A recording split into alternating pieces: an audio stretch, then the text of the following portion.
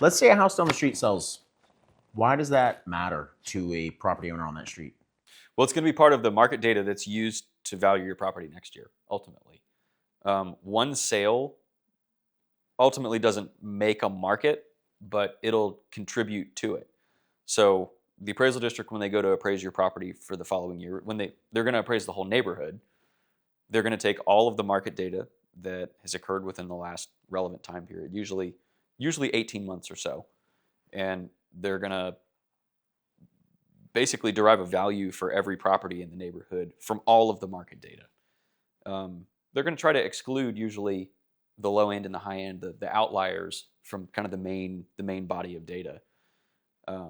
But every property ultimately is going to contribute in some respect. A lot of people get scared. I've talked to a lot of clients and say like, oh my gosh, this house down here sold for what I think is a crazy amount. They're going to revalue my house based on that, aren't you? Well, maybe, kind of, but not directly. They're not going to say, well, that sold for $1 million, therefore your house is $1 million. You know, they're going to look at the components of that house, the features. They're going to break all those down from a value perspective. They're going to do that to every other sale in the neighborhood or within the relevant kind of geographical region. And they're going to come up with a ratio of cost to rebuild it to what it sold for, and then adjust that by depreciation. They're going to take that ratio and they're going to apply it to all the properties in the area. So it's never going to have an immediate direct effect on your property. It's going to be a contributing factor, but it's going to be balanced out by all the other sales that have occurred. A lot of times you got to think about really how comparable is that property to mine. I'm a single-story house. That's a two-story house. It was completely gutted before they renovated and sold it.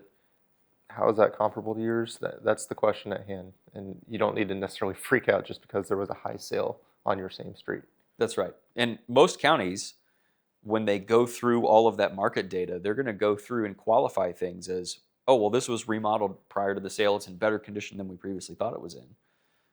Or they'll look and see when permits are pulled. And so a property sells, and then they pull a bunch of permits on it. Well, they're going to know that property's, now that those permits are all closed out, they know that property is in much better condition than it was before. And it's not going to be comparable to a property that hasn't been renovated. So they really do try to do a good job of using the most relevant comparable data to appraise properties.